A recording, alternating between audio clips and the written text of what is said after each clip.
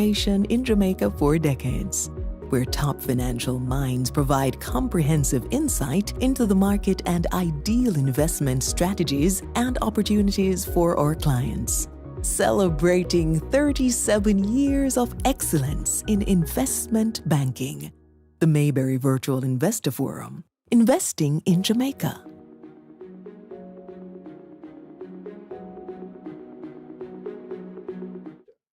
Good evening, ladies and gentlemen. Welcome. I'm your host, Dan Theok, Senior Vice President of Investment Banking, and thank you for joining in for a special investor briefing, where today we'll be looking at two dynamic companies, Lasco Manufacturing Limited and Lasco Distributors Limited, and we'll be looking at their year-end results. On the panel with us today, we'll have none other than the Executive Chairman of both companies, James Rawle, and John De Silva, the Managing Director for LASD. Welcome, John. Welcome, James. Great to have you guys back. In addition, we are joined by our CEO, Gary Parrott. Welcome, Gary. Hi, guys. Afternoon. Good deal. Well, if you're a fan of the content, then don't forget to subscribe and hit the like button to stay up to date with the channel. We upload content just like this just about once a week. And if you want to embark on your very first investment journey, take that first step with Mayberry, of course. Follow us on social media to learn more about how you can get started today. Now, let me introduce you to my special friends today. First up, we have James Rawle, who's the Executive Chairman, as I mentioned, of both LASM and LASD, also of LASF, Lasco's Financial Services. He's also the Managing Director of LASM, and he sits on the board of LASF. He did his undergraduate studies in natural science at UWI, from where he also holds a Master's of Science degree in organic chemistry. He brings to the board a wealth of knowledge and experience, having served in various senior management positions at one of the leading multinational food companies in the world for over 41 years. I'm going to guess that's Nestle, where I met you more than 20 years ago. His extensive training in organic chemistry has been the base for his far-reaching work in manufacturing, new product research and development, as well as the production, plant, and management. He also has extensive functional experience in brand management, sales, marketing, finance, formulation, and execution. Mr. Rawle has been a past chairman of several public entities, including the Board of Bureau of Standards, the Scientific Research Council, the Natural Resource Conservation Authority, the Environmental Foundation of Jamaica, Nutrition Products Limited, and the Cocoa Industry Board. Also, we're joined by Mr. John De Silva, who I've also known for more than 20 years. John has been the MD of LASD since March 2021, and he and his team have been leading development and execution of the company's strategic framework focused on delivering sustainable, profitable growth by meeting customers' needs for nutrition, hygiene, and healthcare. Mr. De Silva started his career like I did back in KPMG, and then he moved over to Nestle, where he worked in several countries, including Trinidad, where he comes from, Jamaica, Switzerland, the Dom Rep, and Mexico. In his 20-year career at Nestle, he held several positions, including head of supply chain for the Caribbean, country manager for Nestle Caribbean Inc., and head of operations of the division in Latin America. He was also managing director of Unilever Caribbean Limited, where he led the business across 13 Caribbean markets and executed a strategic transformation program that created a new business model, returning the company to profitability and growth. Mr. De Silva is a fellow of the Institute of Chartered Accountants of the UK, and he's an alumnus of the IMD Business School in Switzerland. Welcome again, John. Great to see you after many years. And likewise, James, who I feel comfortable saying James because I know you as Mr. Rawls. Yeah. Today I'm going to change gears okay. because Mr. Rawls is a stalwart in the industry. Really great to have two great gentlemen with us today, folks. I'm honored. Thank you. Well, we want to jump into LASM and LASD. Mr. Rawls, which one do you want to do first? We do LASM first. Okay, take it away. No, thanks for having us. It's a real up later on. John will do LASD for you. And if you look at the slides, we have a short slide presentation on top and bottom line results with margin improvement. Margin improvement is fundamental to what we do. And top line improvement should be matched by bottom line improvement. It's not one or the other, it's both that we need. And this sort of validated our value creation strategies of sustainable, profitable growth and responsible growth year on year. And it marks probably the sixth year of growth in Lasco, continuous growth. As you'll see, we had revenue of just over $12 billion, which was an organic growth of 7%. We didn't take price increases during the year. And despite several problems, we were able to contain costs and to deliver a 7% organic growth. That resulted in a gross profit of $4.53 billion, a gain of 11% on prior year. Importantly, our gross margin increased to 37.6%. As you see from the slide, it's a 130 basis points increase. That, as I said before, is extremely important to us because that gives us the oxygen to invest in our brands, to pursue innovation, to invest in our people, and to give a good return to our shareholders. Operational profit was up to $3.1 billion, a 16% rise on the prior year, and operational profit margin was a whopping 25.8%, a 190 basis points increase. Net profit grew by 14%, actually 14.5 to 2.3 billion, and earnings per share to 7.6 billion. That's notwithstanding the fact, or despite the fact that we had issues. The major overarching issue during the year was that of supply chain instability, recurring supply chain instability. We had several factors that intervened there. One was the geopolitical tensions in Europe. We got a lot of supplies out of Europe. The problems in the Middle East, which affected shipping through the Red Sea, and climate-induced conditions that limited deliveries through the Panama Canal. That was quite serious in the last quarter of the year. So all told, we had a good year. And the next slide just gives a resume of the evolution of revenue growth. As you see there, we have a compounded annual growth rate over the last 5 years of 11%. And year on year, we're increasing revenue. This is due to our approach to value creation. That is driven primarily by innovation and renovation. We only produce our own brands, and so we innovate and we get oxygen from the new products that we have launched. Net profit, as you see, the compounded annual growth rate for the period is 35%, 25%. So significant there. The profit growth is much more double the revenue growth, and that's deliberate. That indicates that we're doing something in the middle of that P&L. We have operational efficiencies and productivity gains being manifested at that level. And this is part of our overall strategy. What drives the company is innovation, renovation, responsible execution of what we do, tight cash management, and resource allocation to the functions like marketing that we have to do. Net profit, total dividends paid, as you see, over the last 5 years. And in the last 2 years, you'll see we paid out over $900 million in dividends. And the last dividend there of just under $500 million was in respect of the year 2023. We are in dividend season now, and soon we'll be hearing about that. Dividends per share rose from 6 cents in 2020 to, 32 cents, 12 cents in the last year, year ended March 31st.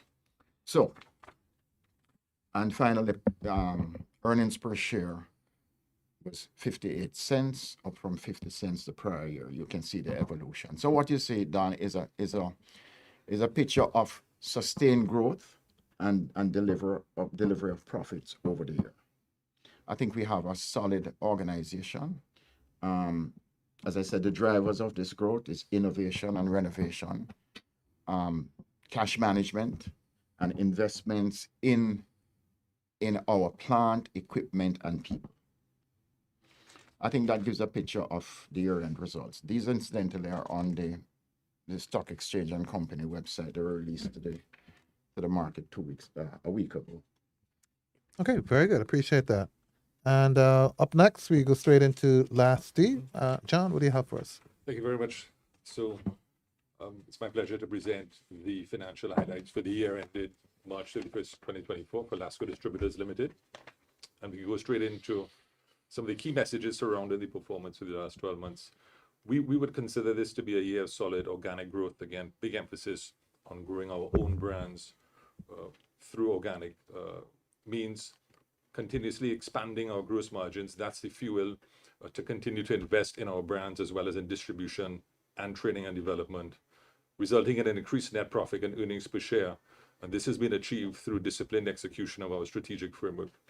And that strategic framework is really focused on meeting the needs of consumers in three core areas. And I'll speak a little bit about that, which is nutrition, hygiene, and healthcare. But looking at the overall company performance, the company delivered revenue of 29.19 billion, which is 10% above the prior year, an increase in gross profit by 15% to 5.28 billion. And the result of that gross profit is a result of growing the top line while also improving the gross margins. And the gross margins improved by 80 basis points up to 18.1%. And that delivered a PBT of 12%, coming at $1.81 billion. The net profit grew by 7% over the prior year, which was $1.45 billion, and that resulted in the same rate of increase of 7% at the EPS level. So we delivered an EPS of 41 cents.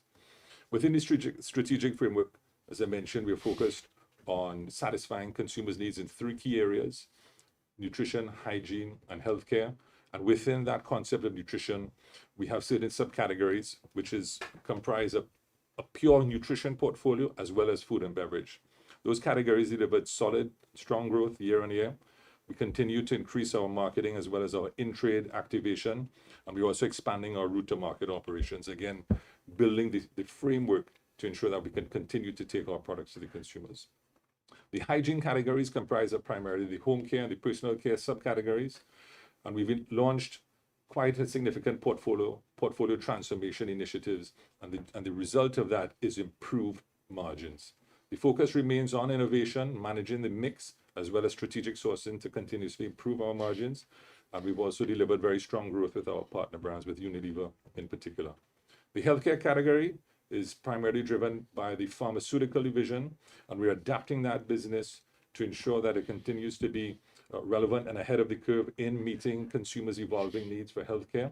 Our focus has been on specific therapeutic areas, and we're also quite aggressively developing the over-the-counter consumer health business. The highlights for the period from 2020 to 2024, the revenue has grown at an annual compounded rate of 11%. At the end of 2020, we were 19.5 billion. We've grown that to 29 billion as at the end of the reporting period. You would see that also reflected in that translated to a compounded annual growth rate of 19%, growing the net profit from 726 million at the end of 2020 right up to 1.447 billion at the end of the last reporting period. Again, delivering a net profit growth in excess of the growth of the top line. And as part of the overall value creation and returning some of that value created to shareholders, the total dividends also continue to increase in line. We paid $151 million in the year 2020, and we more than doubled that to paying out $353 million during the last financial year. The dividends per share also follow that pattern, growing from 4 cents per share, increasing continuously up to 10 cents per share for the last reported period. And you'd see that is reflected, that is being paid out from the improvement in our EPS, which would also be growing at a similar rate. Right, and here we go. Again, the EPS at the end of 2020 was 21 cents per share, and we've doubled that to 41 cents per share as at the end of 2024. And again, that value creation model is growing net profit and gross margins ahead of revenue and generating increased dividends paid to the shareholders. Very good. Thank you. Thank you, John. Thank you, James. Really appreciate that. And it shows the stellar performance of both companies, LASM and LASD. And I do want to jump into my usual review of the finances. You guys have done a great job. I'm just going to focus on a few things without repeating some of the points that you've highlighted, which I would have otherwise highlighted. So team, if you all can bring up first LASM for me. So again, the numbers are the numbers, guys. You can see it. Great profit result with 14% growth in profit. As James highlighted, in the last 5 years, they've had a CAGR of 25%. So it just demonstrates the continuous improvement in profitability and in sales top line, but with a stronger focus in the bottom line. And the net result here is that we have an EPS, earnings per share, that you guys can see there, of 58 cents. It translates into a PE of 9.67 times at the June 4th stock price of 557. And I want to say the main market average stock price is 10 times. And I like to think of the range as 10 to 12 times. And when you're talking about a company that's shown 25% combined annual growth rate, you would expect it to be trading at the higher end of the PE multiple. So I would certainly expect the stock to be trading at 12 times. So I think it's undervalued by at least 20%. And I'll double down on that and explain why I feel that way as well too. Look at the growth in total assets, folks. 19% growth in total assets, taking them up to $16.3 billion. And if you take a dive into total assets, this business, and you rarely see this. I think I've only seen this with one other company before in the case of Wigton, where I'm a board director. I also want to declare all of my conflicts. MJE is a top 5 shareholder in both LASD and in LASM. And Gary Peart is also a board director of LASD. So let me get all of those conflicts out of the way. You rarely will see a company that has $16 billion in assets. It's grown its asset base by 19%, generated $3.5 billion in cash in the last year alone, and has $6.8 billion of cash on its balance sheet and zero debt. So this is a really strong asset-based business that's cash rich. You want to put this cash into perspective, that cash is equal to 30% of the total market cap of the company. Market cap's $23 billion. They could buy back 30% of their shares with the amount of cash that they're sitting on. So it's a great business that generates great amounts of cash, $3.5 billion of cash flow in the last year alone. And they only declared dividends once per year. Declared last year, June, it was $500 million, as they alluded to for the year before. So they generated $3.5 billion of cash in 2024, but only paid a $500 million dividend. So I'm going to bet there's more dividends to come, folks. And that's why I think this company should be valued at 12 to 14 times. It's substantially undervalued as a high-performing, high-growth business that's run with low amount of debt, that's throwing off significant amounts of cash. And they're doing that in a year, as James said, where they had some difficulties. They had logistics challenges. We also see where operating expenses increased by 16%. And that was a result of increases in insurance costs, security costs, staff welfare costs. So despite all of those headwinds, they still managed to achieve phenomenal growth, 14% growth in profitability, albeit lower than their combined annual growth rate of 25%, and without doing rate increases, without price increases. So LASM, as a manufacturing company, it really doesn't get any better. And I don't have much to say other than that. We can just look at the share price trading sheet so that they can just see what's been happening with the share price. Next slide. And I'll finish with that. This stock is substantially undervalued, and as interest rates start to come down in the next 6 months, you're going to see the stock price fly. So this is definitely a buy for me. Next one, lastly, guys, remember to send in your questions. We're going to definitely entertain some Q&A at the end of the presentation.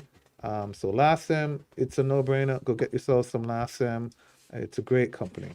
Okay, lastly, again, John presented there, so I don't want to repeat the stuff that he said. Just want to highlight some of the more important points. So again, we talked about combined annual growth rate and profitability of 14% per annum. And in the last year, we saw 7% growth, so a little bit lower than the norm.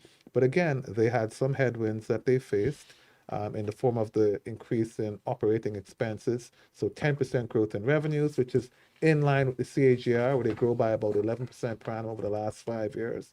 So the revenue growth was as expected. The growth in profitability was a little less than expected, and I presume it's because of the 16% increase in operating expenses. And in their own financial statements, which are wonderfully done, they highlight some of the challenges: increase in security costs, increase in insurance expenses, increase in staff costs, and then some investment in marketing, which we'll ask some questions about that investment in marketing.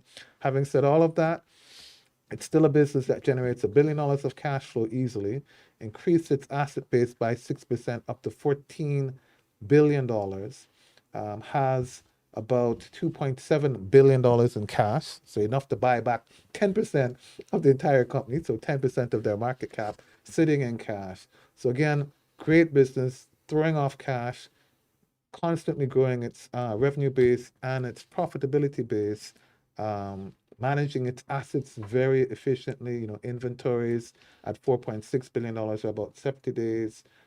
Accounts receivables at $4.3 billion are about 54 days. So they're doing a great job of managing inventories and receivables while growing the business, increasing profitability. So this one, looking at the key stats, when we see the share price at $5.19, it's trading at a 12.5 times PE. So it's trading in that range. I would expect 12 to 14 times, but when you factor in the substantial amount of cash that they're sitting on, how well positioned Lasco is in the marketplace, I still think this one too is undervalued. And I'm going to bet these two companies are going to have huge dividends to declare going forward, because they just can't keep sitting on all of that cash. They've got to figure out something to do with it, either to go and do some acquisitions or to pay some dividends. So those are my expectations. Both great companies. I'm really impressed, in particular, James, with LASM, because it's so hard to do manufacturing in Jamaica. And so it's really impressive to see the work that you guys are doing there. And so that ends pretty much my presentation on LASM, LASD. I like them both. I have a little bit more of a leaning towards LASM because I think that one's probably 20% undervalued in terms of its stock price, whilst LASD might be about 10% undervalued. But I really do look to see significant growth in both businesses, living up to your 5-year tradition and history and the strong brand that you have created. And with that, I want to jump into a couple of questions for you both. And then, folks, we'll be coming to you guys as usual for some questions. So first up, John, let me start with you on LASD. Can you just tell me some of the main drivers for your 9% growth in revenues? And, what's the strategy focus going forward? Right, yes, certainly, Dan. So when we analyze the business and we look at it by division, our consumer division, which generates the lion's share of the revenue, actually grew by 12%. Okay. So that's a very, very strong performance. The main categories that grew here were our strategic categories of nutrition and beverages. I mean, we also had very, very strong growth in the Unilever home and personal care categories. Again, you see these are all strategic categories that we are focused on and have generated growth. Within the nutrition portfolio in particular, our flagship brand, Lasco Food Drink, that brand and that business continues to grow. We've been continuously supporting this with investments in marketing. We also continue to expand our leading positions in core subcategories and sub-brands. LaSoy, which is our lactose-free soy beverage, continues to grow. That's really focused on meeting consumers' needs for plant-based nutrition. We've also grown quite strongly our beverages business, which continues to benefit from strong marketing investments. We've made significant investment as well in expanding our distribution, and we've also launched partnerships with key players in the market, which are bringing more visibility to our brands outside of the traditional channels and media mix. The HPC, or the hygiene category, as I said, our long-standing relationship with Unilever continues to grow from strength to strength, and our strong brands like Breeze, Tresemme, Dove, St. Ives, and Vaseline continue to perform very well. So overall, broad-based, but really the growth came from the core and strategic categories. And this growth isn't about price increases. We've had to put in some price increases where necessary. That's been minimal. Most of this growth really comes from volume. Okay. This is really volume-led top-line growth. And any new products, anything new and exciting that you want to tell us about that's going to help drive that growth going forward? Without going into any specifics, what I will say is that we've clearly articulated the categories that we're going to be focused on. Right. And you can expect some innovation, new flavors or fragrances or formats in the core categories and brands that we continue to play in. Okay, I do want to pull a little bit of specifics. Let's talk Yes. about exports. Right, What's the okay. demand like for product exports, Very- and very what's the strong. percentage of your exports? How does that contribute to your revenues overall? So exports grew in line with the overall business. So we grew our exports by 10%. It's maintaining its share at about 5% of our revenue because it is keeping pace with the overall growth of the business. Okay. Most of that growth has come out of the certain markets in the U.S. and CARICOM markets, particularly Trinidad and Guyana, have done quite well for us. Okay, very good. And we did notice, a notable increase in selling and promotion expenses, and then we talked about the investment in marketing. Yes. Can you explain what was driving that? Yeah, absolutely.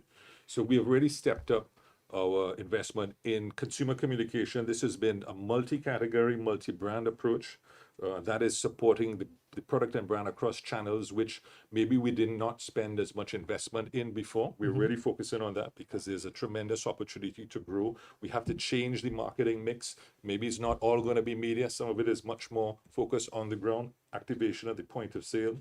We've also made some investments in our people because at the end of the day, people make the difference. And specifically with marketing, the step up has been in consumer communication, visibility, and consumer engagement.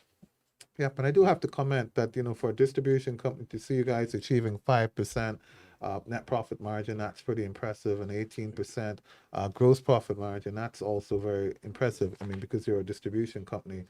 Could you talk about some of the main drivers that are helping to improve your profit margins? Absolutely. But before we go, I just want to point out one thing. Sure. You mentioned the net profit margin, and the growth in net profit came in at about 7%. But if you look at the PBT actually grew by 12%. Yes. So there was an impact of taxation with some timing of some charges which impacted it. But if you do look at the PBT, You'll it's see very that. much in trend, increasing at a rate above The our revenues, top line. above Yeah, the revenue yeah, growth. just wanted to point. No, I point appreciate out. that. I appreciate that. Yeah. Good. So what are you doing to improve your margins, which is my question? Right. So in terms of improving our margins, the focus has really been on looking at every aspect of the value chain, including our suppliers, our internal operations, as well as how we go to market. We've made some improvements in sourcing. We made some. That has been the result of renegotiated contracts, renegotiating product cost with some of our suppliers, renegotiating and benefiting from improved shipping rates. So that's all on the inbound logistics side. We've also generated some internal efficiencies in our logistics, primarily driven by better route planning and vehicle utilization, really being brilliant to the basics, aiming for brilliance at the basics. And on the commercial side, it's been about managing our sales mix, really putting that marketing investment that you spoke about, putting that behind the higher margin categories and accelerating growth behind it. Yeah, last one for me on LASD, John. I love to talk about this, especially with Trinidadians having a truck on the road. How many trucks on the road do you have approximately, would you guess, in your distribution I'm business? not going to tell you. What I will say is that our focus in terms of where we put our capex is very much on our physical infrastructure on site, and the investment goes into training and brand building. Okay. Yeah, we are very lean on the asset side. Got it. And it shows up in your balance sheet, really, which is why your asset utilization is so impressive. Mr. Peart, you've been very quiet, not because you're a director of LASD. Surely you have a question or two for John before we wrap up our questions on LASD. Yeah, sure, definitely. What I like about these two companies is they've been able to optimize their efficiencies and all the key metrics, profit margins, turnovers, etc. I don't think their competitors are higher than them. I think they're actually the most efficient distribution and manufacturing company in the country. But let's focus on what's required. Why is the stock price where it is? So across the two companies, you're looking at almost $9 billion in cash. Interest rates of the last BOJ CDs approximately 10% or higher. So that cash can be generating upwards of $900 million. Across two companies, 2.4 and 1.4 billion, that's about 3.8, call it $4 billion. So almost 25-30% of the profit is technically coming from interest income, or should technically come from interest income, which is all the more reason, to buy. Right. So the question becomes, is this a distribution company or is it an investment company? And, once you determine what it is, if it's indeed a distribution company, can investors expect one day a special dividend where you just pay down 50% of the cash? And this is always what you have to look for in a business like this that generates so much cash. At some point in time, if the business cannot make profit from this cash, so whether it's expansion, whether it's other key things in the business, then give the cash back to the shareholders. So, the question is, John, Jimmy, I mean, are you a fowl or a dog?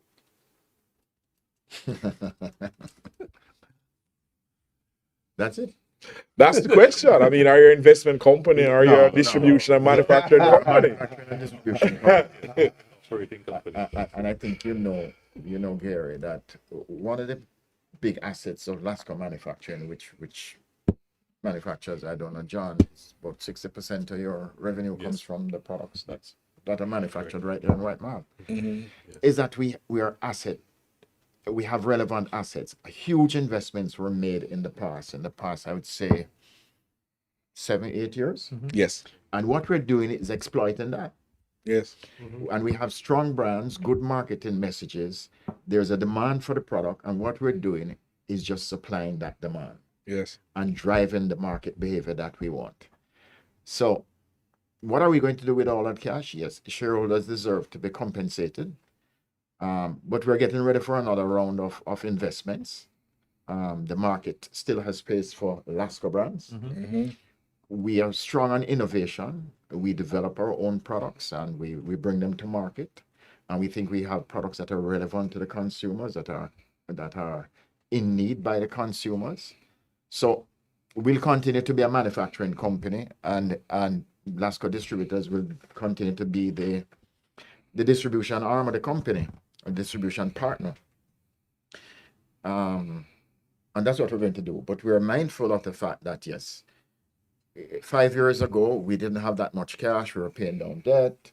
We had to position ourselves, and then we found the formula for rapid growth. And the rapid growth is innovation and continuous improvement in operational efficiency. You'll be surprised the numbers that flow from a 2% increase in efficiency on the factory floor. You'll be surprised. We have also looked at competitive buying, opened up the market, found substitute materials that are just as good or better. We have alternative suppliers, and we're able to do that. And in doing so, to circumvent some of the problems with supply chain that we had. We have typically now 3 or 4 suppliers for any given material that we want. In the recent past, we had 1 or 2. So, yeah, we're a manufacturing and distribution company, mindful of the need to return cash to the shareholders. And as you know, we pay dividends once a year. It has been so in the past, and that's a tradition. Will that be so in the future? I don't know, but normally we are paying some dividends in June, July. All right, and I leave it at that. As you know, this has to go to the board, and consideration has to be made. All right. Good. So my final question, I mean, and it's the obvious one. You referred to LASD as a partner, and the question is there any value in combining both companies? I mean, you spoke about efficiency of buying, etc., but putting the companies together. Is this something that yourself and or John are looking at? And, could that drive another 20-30% to the bottom line? It's something we have talked about. We have been talking about for some time. It's something that the board is considering. The next, as you know, we have just graduated to the main market of the Jamaica Stock Exchange, and the first hurdle was to gain graduation to the main market. Correct. And then we have to look at what further synergies we can bring between the companies and how we can best configure the companies to maximize value.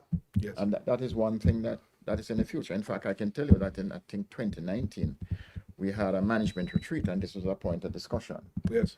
2 things we discussed that were very important at the time. One was, how are we going to start paying the full income tax rate because the remission was coming to an end. I think in 2020 it came to an end, and still returned reasonable monies to the shareholders. Well, we did that, and the strategy was growth, be more efficient, produce more, distribute more, make the products relevant to the consumers.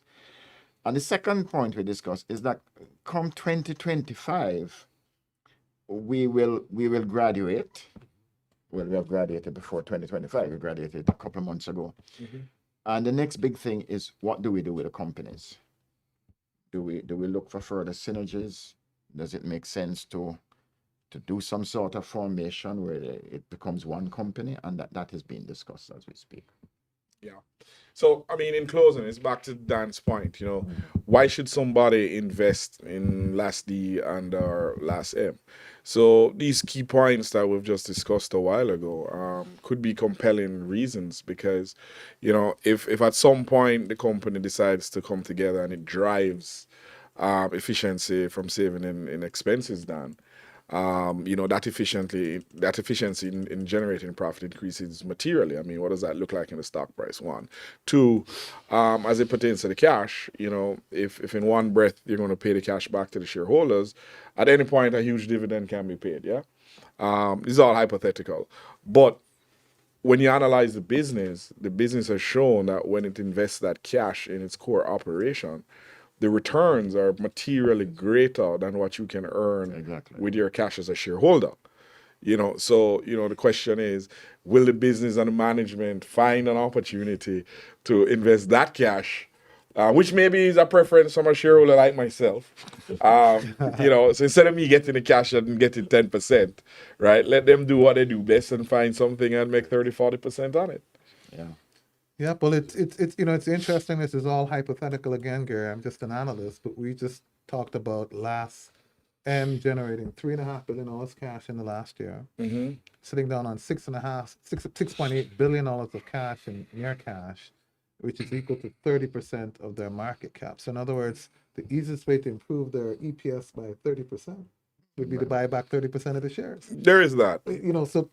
So again, that's why I think it's undervalued at 10 times, because there's this 30% kicker sitting in the background. Or are they going to take that cash and acquire a new business that generates that 30% growth? But we're obviously not putting words into John and Jimmy's mouth, right? We're just little analysts. We're just analysts, just the numbers.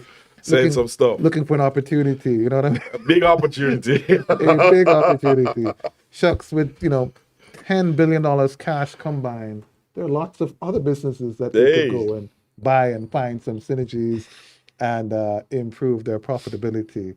So it's, I'm really excited to see the next board meeting, especially of LASM, where they got to be thinking about dividends. And I'm excited to see, Jimmy, how you guys deal with the challenge. What are we going to do with all of this cash? It's a great challenge. You've worked really hard to pay down debt over the last 5 years to make yourself debt-free. And now the business is just throwing off cash like, I don't know what to say. So it's an amazing company. And folks, over the next month or two, I think you should go get some of the stock before those dividends get declared, so you could get that stock price before the dividend date, the ex-dividend date. If a dividend is declared. Well, they got to do something with the cash, Gary. They've got to do something with the cash. And we saw the graph of the growth in the dividend rate. I took special note of John's growth in his dividend rate by 100% in the last 5 years. So the company clearly is thinking of its shareholders and how it can return value to them. And there's only, two ways really to return value to them: to drive the EPS up, which then gives stock price increase, or to pay actual dividends. So it's a good problem to have. It's a good problem to have. And with that, let me tease a few questions, because the questions are coming in online. And so let me entertain one or two of them. And I apologize to Troy and ask this question first. First question, and Troy, and I assure you, Gary did not look at your question, and I'm just going to say it. I'm just going to say it for the sake of saying it. He asked what was the possibility of merging LASD and LASM, and so Troy, and we got a response for you. Hopefully you appreciate that. Philip Burgess, he got the second question in. And Philip, I didn't see your question. His second question is, guys, I'm not making this up, is what are you going to do with all of that cash? So Philip, you've heard us deliberate what they're going to do with all of that cash.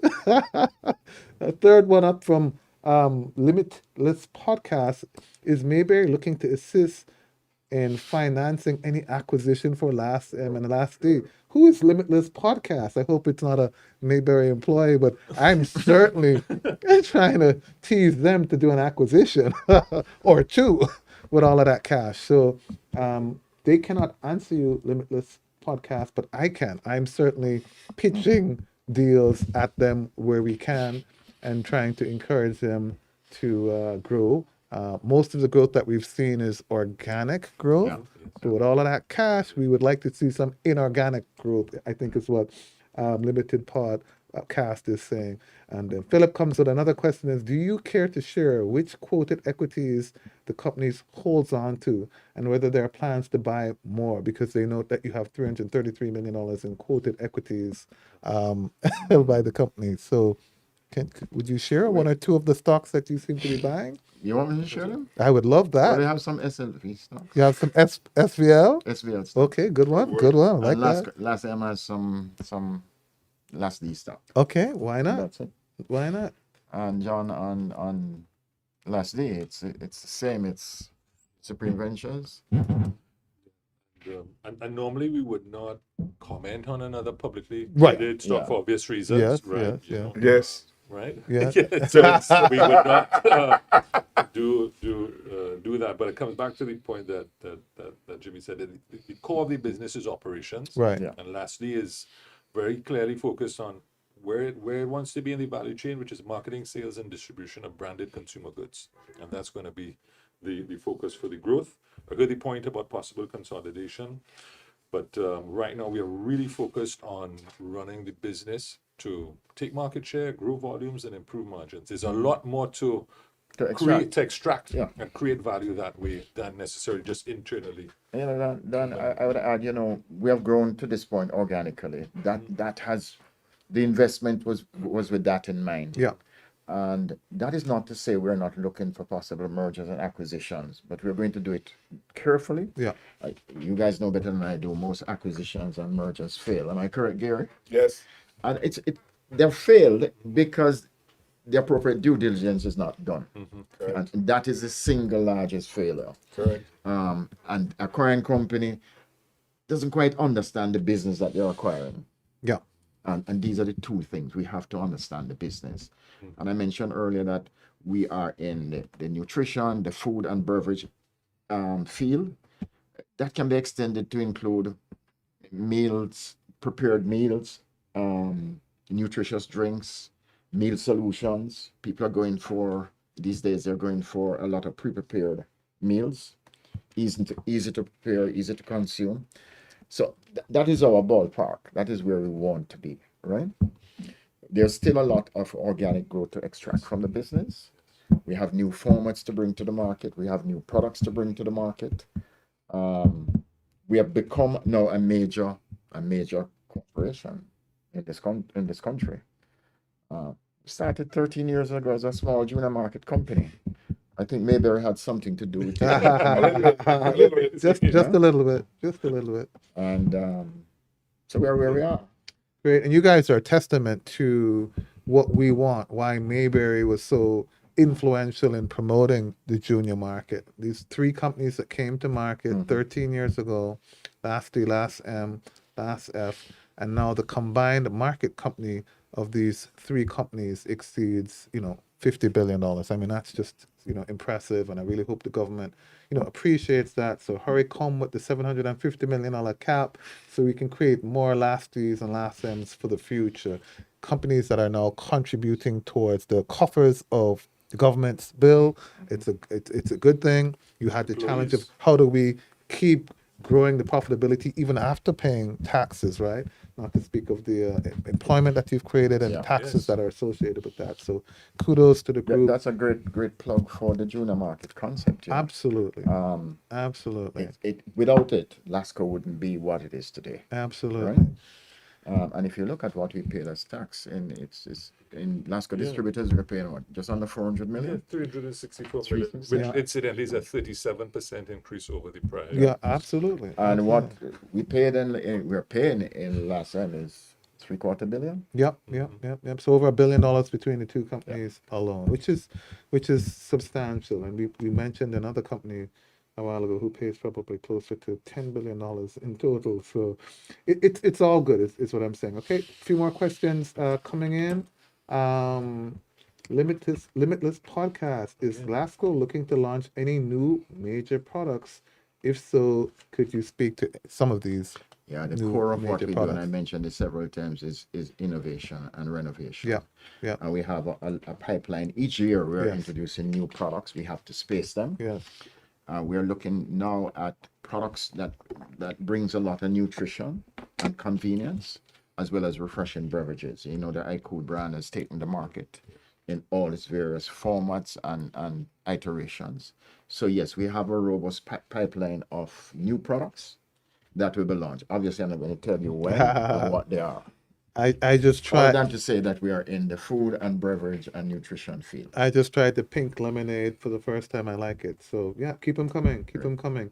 And again, folks, this is a management team. These two alone have over 50 years experience at a great conglomerate, Nestle. Again, I met you guys there more than 20 years ago. So M&A is not something that you would be afraid of, Jimmy. You just noted that it's something you want to be careful when you do it. And same for John. So great In team. fact, when I met you, Yep. it was in the context of An M&A M&A. transaction. That's exactly correct. You guys had just acquired a big business in Jamaica. So yeah, you have a great memory. Surprised by that. Brandon Thomas asks, LASM, LASD have been speaking to inorganic growth possibilities from before the pandemic. When will you pull the trigger? So again, Jimmy's sort of said it, Brandon. They're looking at them carefully. They want to make sure they make good sense, they're great synergies, etc., before they pull the trigger.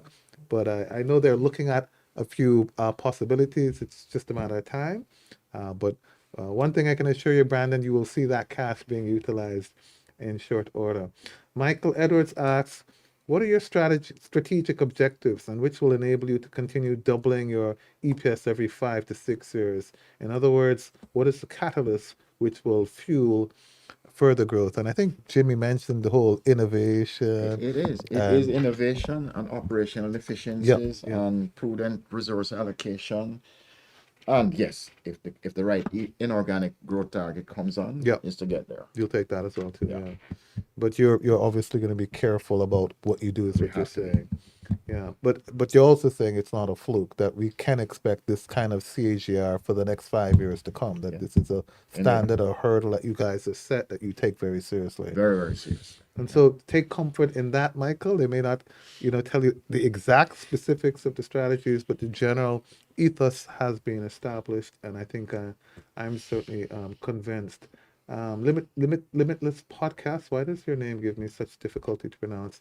How much of Lasco's revenues come from exports? John mentioned LASD as being about 5%, and it's been keeping up with the growth in revenues that you had in the last year, which was about 10%. So that's the answer in case you missed that. Limitless podcast. And last one I see from Troyan again. Have there been any interest for a buyout of any of these companies by bigger companies in the region? Has there been any interest? Gary, what do you think about that? Has there been any interest for any buyouts of any of these companies by bigger companies in the region? I think, people are always looking for opportunities. And as much as we've been teasing the two of them, I mean, Jimmy and John are probably two of the best executives that are in this space. And I'm pretty sure, they haven't said anything to me, but I'm pretty sure they're looking out for the opportunities, and probably some of the bigger companies. And if they're going to be bigger companies, they probably have either worked with them or have very good knowledge of them. But the long and short of the question is, if something positive occurs, I believe it will happen north of where the current price is. And as an investor and for potential investors out there, this is a type of company it's very likely that they will be sold at a premium. The last example of it was Red Stripe. Red Stripe was trading in the market at around 6 or 7. Lascelles, when Lascelles was trading and the offer came, it was trading around 180, I think, or 200. The offer came at $432 to $500. So if you don't have a position in a company when these announcements are made, you just won't be able to get the shares at the time. So, it has a pedigree, it has a quality management, again, we have the cash. um, so you have all the ingredients there. So as an investor that's looking at return, as in not necessarily a 1 month return or a 6 months return, maybe 2 years, 3 years, it's one of those shares that you need to have in your portfolio, which is why I think, I'm a person that believes in diversification. So, the amount of cash that this business has on its balance sheet, it can probably buy the majority of its competitors out there, whether it's with straight cash or maybe with some debt, right? That's a good position to be in. For anybody that sees it as a target, having $10 billion representing 30% of the value, you buy the stock and then use the cash and pay back for that portion of it. So the bigger you grow the cash pile is the more attractive you become to an international investor. Certainly. But, I have full faith and confidence in the leadership of both John and Jimmy. And I'm sure as a shareholder, I will be smiling and very happy as we go along. I mean, middle of the road, increase the dividend. I mean, you're paying out 25% of profit, but, maybe it can move to 50%. I don't know. While it won't damage your cash pile, whilst looking for the opportunity. But, anyway it goes, as I said, full faith and confidence. These guys will get it right. Yeah, likewise. And I do think as interest rates start to come down, I'm going to keep saying this in the next, 3 to 6 months, there'll be more opportunities for M&A transactions as well too, because the ability to really start to do these deals will be much better, and the stock price will be coming up again as interest rates come down. So now is the time, guys, to get you some LASD or LASM. But sorry to cut you, please do. Dan, but what is important is that when you have a cash pile that high, even if interest rates stay elevated, because the company doesn't have any debt. Yeah, they benefit. What you're doing, you're driving more interest income. Yeah. So if you average 10%, that's 900 million a year, right? If we fast forward to next year and you add the 900 on top of that, 10% gives you $1 billion plus a year. Yeah. Right. So the higher interest rates is positive for them. A lower interest rates is also positive. It's a great business. And when you think of their competitors who are carrying debt, this creates sort of a strategic advantage to them, right? In a high interest rate environment, that creates an advantage for them as well too. So I think it's a win-win situation for them. And we really appreciate what you two are doing there. And I can't end the program without paying homage and respect to the great Lascelles Chin, who started this empire. Yeah. And to see the succession planning and what's happened, I think you must be looking down from heaven and smiling and saying it's great to see that my business is still thriving. It's still a big household name in Jamaica, and to see the business growing like this, it just shows that he just passed the baton really well and left the business in the hands of two great leaders. So kudos to you guys. I'd like to endorse that, because we're here today because of his foresight, his leadership, and his intuition. Lasco's a great guy. He knew exactly what he wanted, and I think you've heard this already. I know Gary has heard it. Yeah. Las didn't feel it was a junior market company. Yeah. Well, it's good to see he pulled you out of retirement, so to speak. That took a little time. And I've seen you over the last 10 years, and like I said, I think you're like Benjamin Button, getting younger and more active. So again, congratulations on the results, Jimmy, John. I think you guys have done an exceptional job. I think the audience also agrees. And oh my word, how quickly an hour goes by. And with that, unless Gary, you have any comments to make, I think we will close out. Yeah, I have no further comments. I thought you'd have touched on this point after I've said I had no further comments. What's the average market PE for main market companies? 10 times. And I think the PE for this business is what, 57 cents? Yeah. EPS? Yeah. So, I don't think any other company has the level of cash. But hey, we do have to start all over again. Yeah. Good job, guys. Keep it going. It's a no-brainer to me. And folks, with that, we're going to bring this program to an end. I certainly would like to thank our viewers for tuning in as usual and for your support, which is always appreciated. Special thanks to Jimmy and John for coming by today. I'd also like to thank Gary for his invaluable contributions. Folks, if you're curious about updates on our virtual investor forum, then find us on social media because we share our streaming dates and our updates on our social pages. So please check that out for all things forum related. Don't forget to subscribe to our YouTube channel, Mayberry Investments Limited, and click the bell to receive all future notifications. Well, remember, wise investors, slow and steady wins the race. Keep safe and get yourself some LASM and some LASD. Goodbye, all.